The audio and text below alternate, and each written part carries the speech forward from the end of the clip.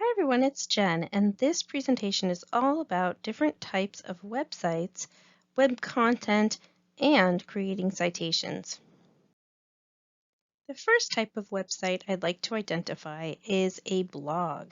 A blog comes from the words web log. It's a website in which a user or a group of users records opinions and information, etc., on a regular basis. It can also be used as a verb, as in to add new materials or regularly update a blog. We'll go ahead and look at several different types of blogs that are out there. Some are created by professionals, and also anybody can really create a blog on different types of website creation sites.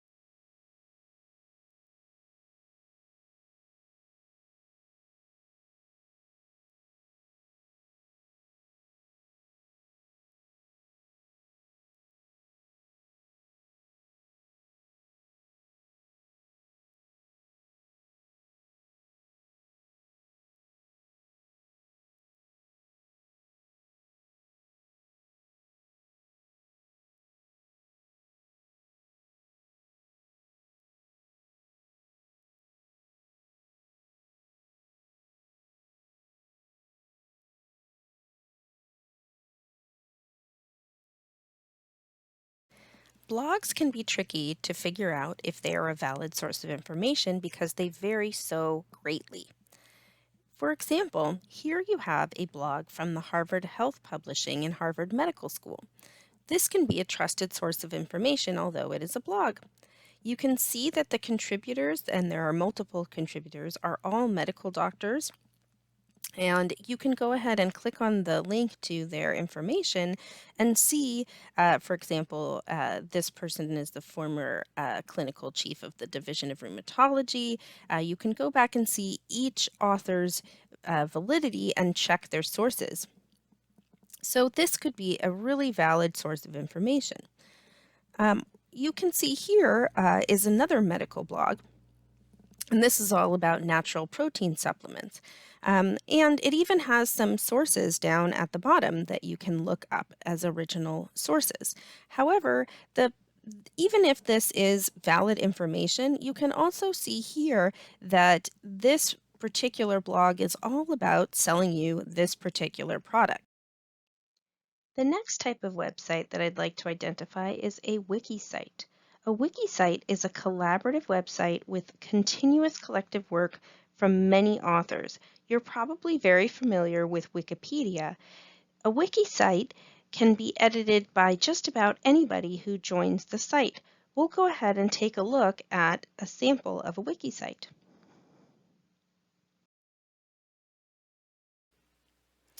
Wikipedia is one of the most famous wiki sites, and as I mentioned, you too can become an editor and contributor. All you need to do is go and create an account with a valid email and create a password. You can see that I'm logged into my account here, and any page that I go to, I can go ahead and click on viewing the sources here and scroll through and see where people got this information. I can view the history of the page, and I can see who edited the page and why they edited it. And I can go over, for example, to the Cabrillo College page. Now, here's the Cabrillo College page, and you can imagine that over time, the Cabrillo College page has changed. We have what's going on with our facilities, our academics, our notable alumni, and we have some references as well. Um, just to demonstrate to my class in the past, I've gone and made changes to the pages. So you can actually see the page history here. Um, you can see that I made changes Let's see down here. You can see I made changes in 2016 and 2015. There was a time that I added myself to the notable alumni as a cabin instructor and Star Trek lover. And then there was another time that I added myself as a cabin instructor and CIA agent.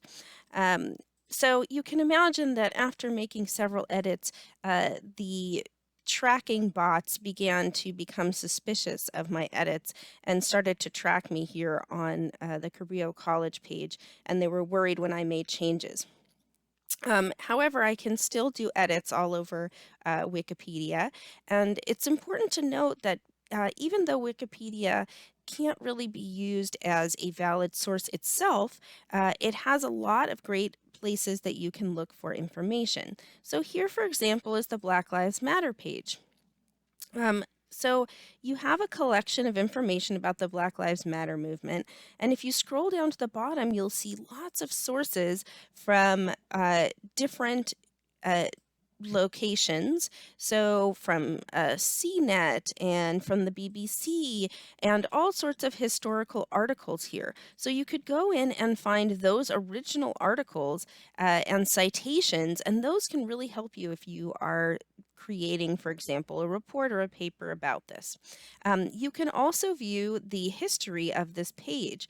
So when you go in and view the history, you'll see all the different changes here. For example, somebody may have just fixed grammar, or they may have corrected a date. Sometimes they will remove sources or remove information because they think it's invalid.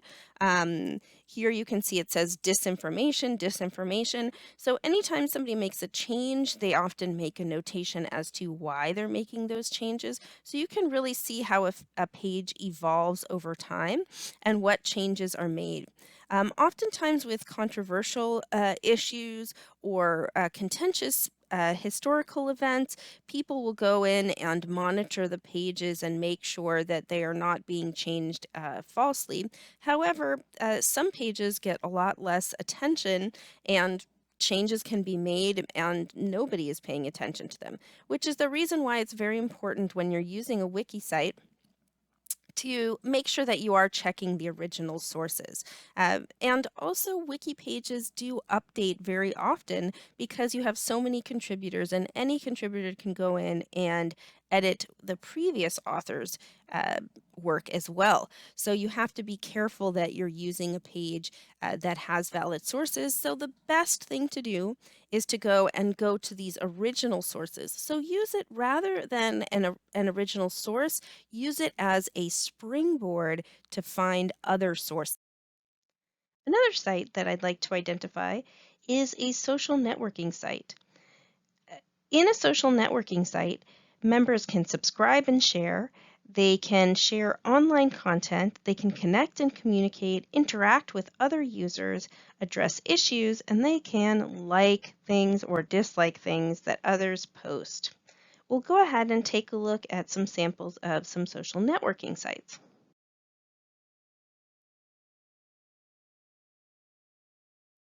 Tons of different social networking sites out there. Some are specific to individual groups of people, and some are major social media sites. For example, Facebook, where you may have a business or organization that has a page. You may have an Instagram page associated with your business or organization or your personal life, where you can go in and share pictures and like different images and posts. You may find that you have a LinkedIn page where you may post your personal. Another type of site that you may be familiar with is a file sharing site. This is where subscribers upload and download files for sharing. Some examples are Instagram or Shutterfly for sharing photos, YouTube for sharing videos, and SoundCloud for sharing audio. There are various other types of sites. For example, Twitter is a cross between social networking and microblogging. It allows posts of just 280 characters or less, so people can record their opinions and ideas frequently throughout the day. You may also be familiar with Skype and Zoom. These are video and audio communication sites. Then you may be also familiar with some community post and e-commerce sites like Craigslist, where you can share and purchase things. You'll also be familiar with review sites, or sometimes they're even called gripe sites, because people write a review or a complaint about specific businesses. Some examples of this are Yelp and Angie's List. Downloading and copying from the web is an important thing to know about. You can download and upload documents, applications, music, videos, and pictures. We will do some of this in the module. You'll practice uploading and downloading several different types of files. I often hear the line, but it's available online, so why do I need to download or upload? Well, websites are constantly updated. Sometimes content is available when it starts out and it's free, but later it costs money, so you may want to download something for later. Sometimes you may want to have a copy of something available offline. So remember that system failures happen, or you may not have a connection, and being able to have an offline copy is very useful. Also, you may want to save something offline for future reference. If you've done a lot of research, being able to compile and save all of your research into one place offline can be useful. It's also a quick way to be able to locate your information again without having to research for it on the web. In this module as well, you'll be creating citations. Oftentimes in class, when I say, "What's a citation?" I'll hear a parking ticket, or I'll hear that it's a racing horse, or a not very good car from the 80s, or even a jet. However, these are not the type of citations that we'll be talking about. The citations that we will be talking about are the listing of information and where you got your sources of information that often appear at the end of an academic paper or even sometimes in a business report. Citations have a very specific format. You're not expected to completely memorize the format, and oftentimes even the most experienced writers will have to look up the format online or from other resources. Each type of academic paper or report will have a specific format. You may be familiar with using the MLA format or the APA format, but there are many others. You'll go ahead and experiment with this in this module. Citations, when they have a specific format, also have a specific order and layout and format that things must be in. For example, you may have the date published in a specific format, the date viewed from an online source, the author's name if it's available, the article or journal title, or maybe the web page title. You may find the date published and the URL. Citations are important because you're using another's idea or work, and you want to make sure that you're not committing what's called plagiarism by not giving credit to the person or organization that created the content. You also want to share your information sources with others so you can show that this is credible information. We'll research this and look into this further in this module. Some consequences of plagiarism can be a ruined work or academic reputation, a loss of job or future jobs. You can be fined or even experience legal action. I've actually heard of students who've made it all the way through a PhD or master's degree program only to be charged with plagiarism and dropped from a program after so many years of studying. So it's something that you need to be able to be careful about. So rather than being this guy, "Oh no, I didn't cite my sources," you want to be this guy, "Yay, I cited my sources." We'll learn more about citing sources in this module and how to do that.